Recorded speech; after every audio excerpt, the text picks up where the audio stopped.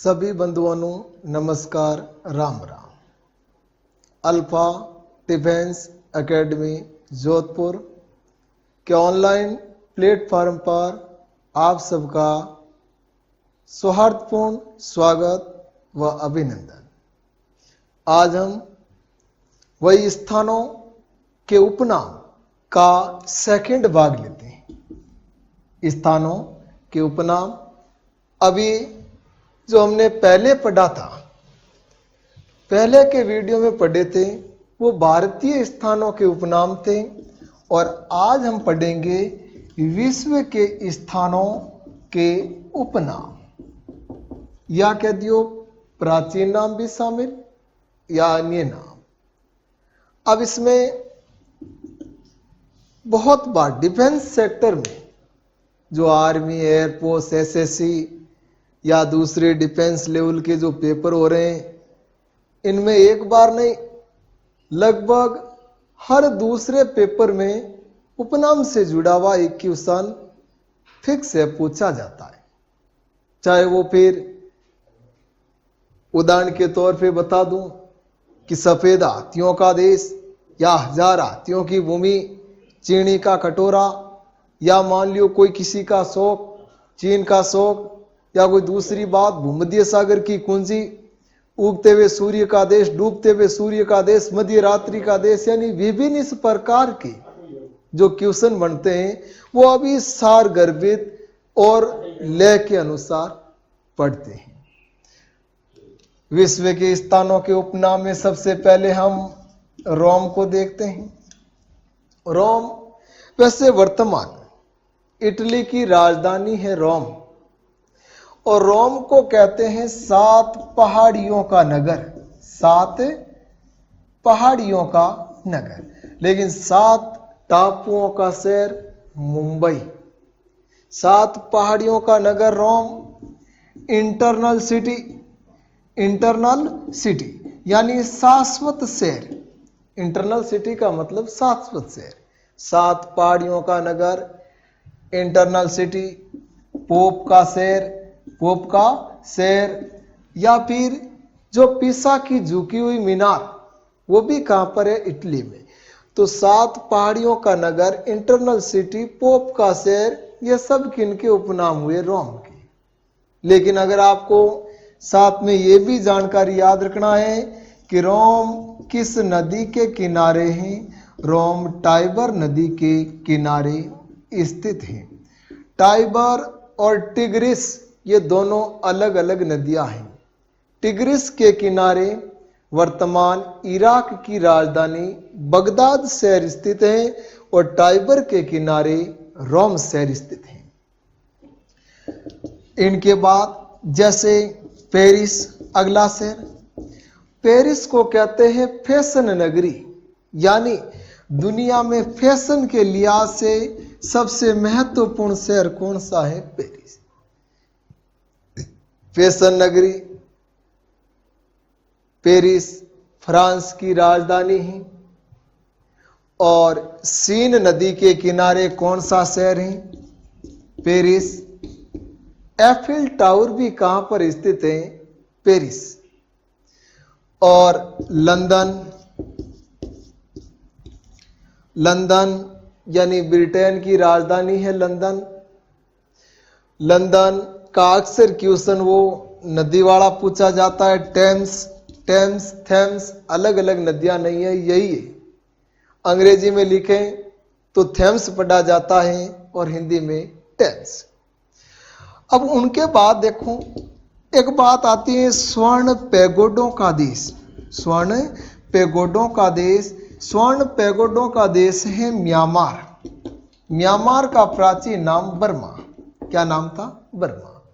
स्वर्ण pagoda Myanmar के जो गोल बौद्ध मंदिर है उनको कहा गया है स्वर्ण पैगोडों का देश, तो म्यांमार। और सुवर्ण भूमि तो हो जाएगा कौन? इंडोनेशिया। इंडोनेशिया विशेष रूप से जावा वगैरह, जावा द्वीप। स्वर्णिम भूमि या सुवर्ण भूमि तो इंडोनेशिया। लेकिन अगर आपको पूछ ले कि स्वर्णिम द्वार का नगर स्वर्णिम द्वार का नगर है सैन फ्रांसिस्को। स्वर्णिम द्वार का नगर, स्वर्णिम द्वार का नगर है सैन फ्रांसिस्को। सैन फ्रांसिस्को स्वर्णिम द्वार का नगर। और स्वर्ण पैगोडों का देश कौन हो गया? म्यांमार। लेकिन आपको अगर क्वेश्चन पूछ ले कि स्वर्णिम मीनारों वाला, स्वर्णिम मीनारों वाला शहर, तो स्वर्णिम मीनारों वाला शहर कौन सा है? स्वर्णिम मीनारों वाला शहर है ऑक्सफोर्ड। कौन सा शहर है? ऑक्सफोर्ड। और स्वर्ण से याद रखना, स्वर्ण यानी सोना, और सोने के भंडार दुनिया में सर्वाधिक किस देश के पास है? ऑस्ट्रेलिया के पास। वर्तमान में सोना उत्पादन में प्रथम स्थान किन का रहा है? चीन का। सोने के लिए एक बहुचर्चित खान है अफ्रीका, दक्षिणी अफ्रीका देश में, और उसका नाम है जोहान्सबर्ग खान। और भारत में सोने के लिए प्रसिद्ध खाने हैं कोलार खाने कर्नाटका। कोलार खाने कर्नाटक। स्वर्ण पैगोडों का देश तो म्यांमार होगा, स्वर्णिम भूमि तो इंडोनेशिया, और स्वर्णिम द्वार का नगर तो सैन फ्रांसिस्को, और स्वर्णिम मीनारों का शहर तो कौन हो जाएगा? ऑक्सफोर्ड।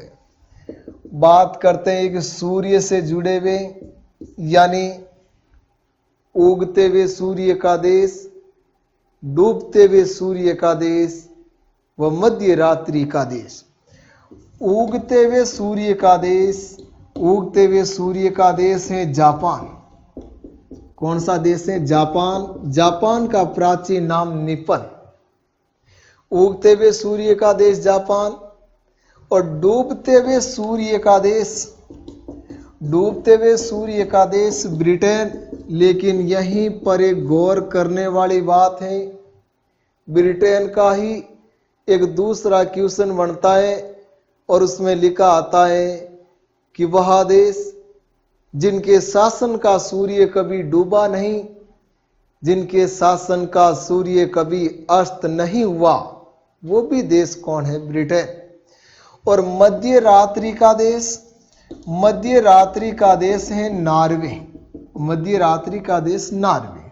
नॉर्वे एक क्वेश्चन और साथ में याद रखना है, पिछले 3-4 सालों से मानव विकास सूचकांक में फर्स्ट स्थान पर आता है। मध्य रात्रि का देश नॉर्वे, उगते हुए सूर्य का देश जापान, डूबते हुए सूर्य का देश ब्रिटेन। वही हाथियों से जुड़ी हुई जानकारी तो पूछा जाता है सफेद हाथियों का देश। सफेद हाथियों का देश थाईलैंड होगा। कौन होगा? थाईलैंड। यानी थाईलैंड में सफेद हाथी पाए जाते हैं। थाईलैंड का प्राचीन नाम सियाम है। थाईलैंड का खुद का प्राचीन नाम है सियाम। और उपनाम में इसे किस नाम से संबोधित करते हैं? क्योंकि इसकी पहचान किस प्रकार के प्राणी को लेकर? सफेद हाथी। सफेद हाथियों का देश थाईलैंड, 1000 हाथियों की भूमि। अगर आपको पूछ ले कि 1000 हाथियों का देश या भूमि किसे कहते हैं, तो 1000 हाथियों की भूमि है लाओस। 1000 हाथियों की भूमि कौन? लाओस। अगर आपको नदी तंत्र वगैरह इस प्रकार पूछ ले, तो ये जो अपने कांगो नदी तंत्र, जायरे, अफ्रीका महाद्वीप, वहां पर हाथियों की भरमारे या सर्वाधिक हाथी पाए जाते हैं।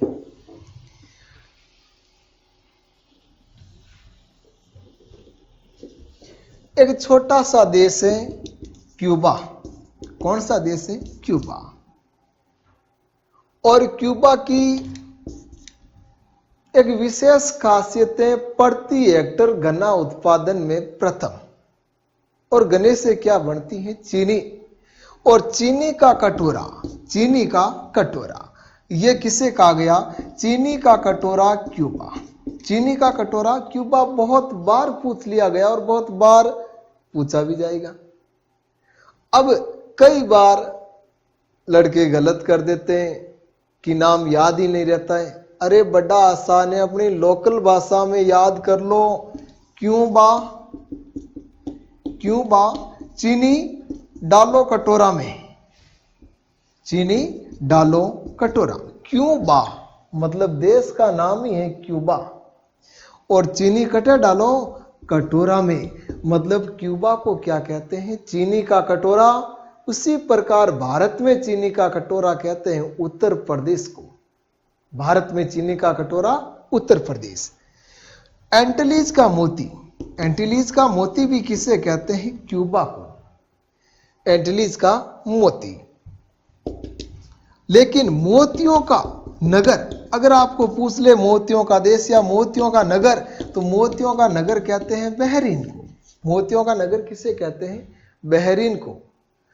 और एंटीलीज का मोती कौन हो गया, क्यूबा। लेकिन पूछ ले पूर्व का मोती, तो पूर्व का मोती कहते हैं सिंगापुर को। पूर्व का मोती किसे कहते हैं, सिंगापुर। पूर्व का मोती सिंगापुर, मोतियों का नगर बहरीन। एंटीलीज का मोती कौन हो गया, क्यूबा। एंटीलीज का मोती क्यूबा।